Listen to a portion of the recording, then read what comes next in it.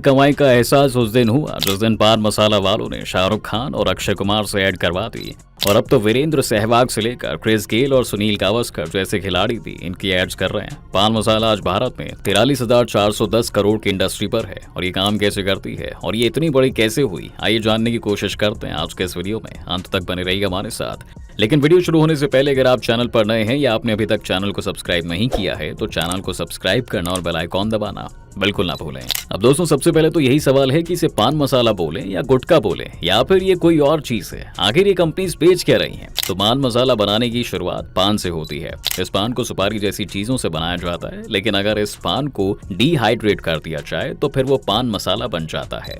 इसके बाद इस पान मसाले में अगर आप तंबाकू मिला दें तो उसे गुटखा कहेंगे, और इसी में अगर आप चूना भी मिला दें तो उसे खैनी कहा जाता है। अब ये टर्मिनोलॉजी आपको ये भी बताएगी कि किस तरह से ये लोग टीवी एड्स पर लगी रोक में लूप होल ढूंढ लेते हैं। यूं तो पान इंडियन कल्चर का हिस्सा बहुत पहले से है और पान के पत्ते का इस्तेमाल आयुर्वेद में भी होता है, लेकिन गुटखा जो तंबाकू से बनता है वो हमारे लिए नया है, क्योंकि भारत में पहली बार तंबाकू की कल्टिवेशन ही पुर्तगालियों ने आकर 1605 में शुरू की थी। जी हाँ दोस्तों, इस समय भारत में स्मोकलेस टोबैको यानी कि गुटखा सिगरेट और बीड़ी से भी ज्यादा कॉमन है, और ये भी कार्सिनोजेनिक नेचर का होता है, यानी कि इससे कैंसर हो सकता है। 2012 में भारत के बहुत सारे स्टेट्स ने गुटखा बैन कर दिया था, लेकिन आप देखते होंगे दोस्तों कि गुटखा तो आप लोग भी खा रहे हैं।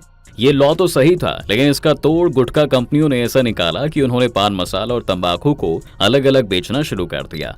इसलिए आपने कभी किसी को गुटखा खरीदते हुए देखा है तो वो 2 पैकेट्स लेता है और उन्हें मिक्स भी करता है। भारत में सबसे ज्यादा गुटखा कंज्यूम करने वाले राज्यों की बात करें तो त्रिपुरा और मणिपुर में लगभग 50% लोग गुटखा खाते हैं, और इसके अलावा यूपी, झारखंड, ओडिशा, एमपी, अरुणाचल, नागालैंड और असम जैसे स्टेट्स में करीब 25% लोग गुटखा खाते हैं। इस समय अगर हम टोटल इंडियन पॉपुलेशन की बात कर लें तो हमारे देश में 20 करोड़ से भी ज्यादा लोग गुटखा कंज्यूम करते हैं, जो कि रूस, बांग्लादेश और जापान जैसे देशों की कुल जनसंख्या से भी ज्यादा लोग हैं। गुटखे के पॉपुलर होने के पीछे बहुत सी वजहें हैं। दरअसल हमारे समाज में ये मान्यता है दोस्तों कि गुटखा एक सिगरेट से कम हानिकारक होता है, जिस वजह से मर्द ही नहीं बल्कि औरतें भी गुटखा खाना प्रेफर करती हैं। इसके अलावा गुटखा खाने वाले ज्यादातर लोग बहुत ही गरीब परिवारों से होते हैं, जो दिन भर शहरों में मजदूरी करके पैसा कमाते हैं। गुटखे से भूख को कुछ देर के लिए शांत किया जा सकता है, और इसी वजह से मजदूर तबके के लोगों में ये भूख को दबाने के भी काम में आती है। और क्योंकि ये काफी सस्ता भी है, इसलिए इसे वो अफोर्ड कर पाते हैं। कुछ केसेस में एक स्टेट के लॉज भी गुटखे के पीछे की एक बड़ी वजह बन सकती है। जी हाँ, जैसे कि अगर आप गुजरात में देखें तो वहाँ पर शराब बैन है, और साथ ही वहाँ एक पुराना कल्चर है मावा खाने का, जो कि गुटखा ही होता है। अब क्योंकि वहाँ पर शराब बैन है, इसलिए ज्यादातर युवा वहाँ पर मावा खाते हैं, और गुजरात में एक बहुत बड़े लेवल पर यूथ के बीच में प्रचलित है। तो ये सभी कुछ वो फैक्टर्स हैं जो देश में गुटखे को पॉपुलर बनाते हैं और वो इतना बड़ा मार्केट खड़ा कर पाया है। गुटखे के पॉपुलर होने की वजह एडवर्टाइजमेंट भी है। अब वैसे तो आप गुटखे को किसी भी तरह से टीवी पर एडवर्टाइज नहीं कर सकते, लेकिन पान मसाला कंपनीज अपने प्रोडक्ट की पैकेजिंग जैसी ही पैकेजिंग में कोई दूसरा प्रोडक्ट बेचने लगते हैं। जी हाँ दोस्तों, जैसे कि लिखा इलायची हुआ है, लेकिन मार्केट में उसी पैकेजिंग में पान मसाला भी मिल रहा है। अल्कोहल के साथ ये भी बहुत पहले से हो रहा है, जहां पर सभी ब्रांड्स म्यूजिक सीडीज के नाम पर शराब बेच रहे हैं, वरना आज के समय में तो लैपटॉप तक में डीवीडी रीडर नहीं आता है, तो कौन खरीदेगा सीडीज? क्या आप किसी ऐसी दुकान को जानते हैं दोस्तों जहां पर इंपीरियल ब्लू की सीडीज मिलती हो? यही चीज पान मसाला कंपनियों की तरफ से भी हो रही है, और ये लोग तो जेम्स बॉन्ड का रोल कर चुके हैं। पियर्स मॉर्गन को भी ये कहकर ऐड में ले आए थे कि वो माउथ फ्रेशनर एंडोर्स कर रहे हैं। पिछले कुछ समय में कई सारे नए बॉलीवुड एक्टर्स ने पान मसाले की ऐड करने से मना कर दिया है, और अक्षय कुमार और अमिताभ बच्चन ने अपनी एड्स के लिए लोगों से माफी भी मांगी है। कई लोगों को ये लगता है कि ऐड देखकर कोई ये थोड़ी ना डिसाइड कर सकता है कि उसे पान मसाला खाना है, पर ये बात सही नहीं है। आप खुद सोचिए कि आपको पहली बार पान मसाला के बारे में पता ही टीवी से चलता था। जी हाँ दोस्तों, इसके बाद आपने उसे बाहर देखा और जाना कि ये घर से कितने पास मिलता है। अब अगले कई सालों तक आपको लगातार वो ये एड्स दिखाएंगे जो कि पान मसाला खाने वाले लोगों की एक माचो इमेज आपको दिखा रहे होंगे। तो क्या फिर आपका मन 13 से 14 साल की उम्र में ही इस तरह के प्रोडक्ट्स की तरफ आकर्षित नहीं हो जाएगा? प्रोपेगेंडा की मदद से तो सोवियत यूनियन और अमेरिका जैसे देशों ने पूरी कोल्ड वॉर लड़ी थी, तो क्या यही प्रोपेगेंडा जब आपको और आपके परिवार के लोगों को क्या प्रभावित नहीं करेगी? और इन एड्स का काम सिर्फ एक ही है कि आप एक बार उनका प्रोडक्ट ट्राई कर लें, क्योंकि उसके बाद तो आपको उसकी आदत लगी जानी है, और अगर आदत ना भी लगे तो आपको उसे दोबारा खाने के चांसेस काफी हद तक बढ़ जाएंगे। तो एक तरह से ये अनफेयर सिस्टम है। दोस्तों, अगर आपने सैमसंग का ऐड देखकर सैमसंग का फोन खरीद लिया लेकिन आपको पसंद नहीं आया, तो ऐसा नहीं है कि आप अगली बार आप सैमसंग का ही फोन खरीदने के लिए बाध्य होंगे। इसलिए वो एक फेयर सिस्टम है, इसलिए उन्हें एडवर्टाइजमेंट की मंजूरी दी जा सकती है। लेकिन पान मसाला कंपनीज को इन लूप होल्स को इस्तेमाल नहीं करने देना चाहिए, क्योंकि ये आने वाली कई नस्लें खराब कर सकते हैं। यहाँ पर अगर एक स्ट्रिक्ट पॉलिसी नहीं बनाई गई तो क्या पता कल को कोई भी किसी लूप होल का फायदा उठाकर टीवी पर बंदूक ना बेचने लगे।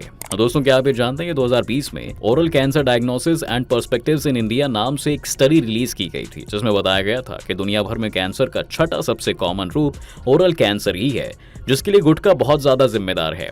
दुनिया के 1/3 ओरल कैंसर के पेशेंट्स भारत में हैं, जो दर्शाता है कि हमारे लिए ये समस्या कितनी विशाल हो चुकी है।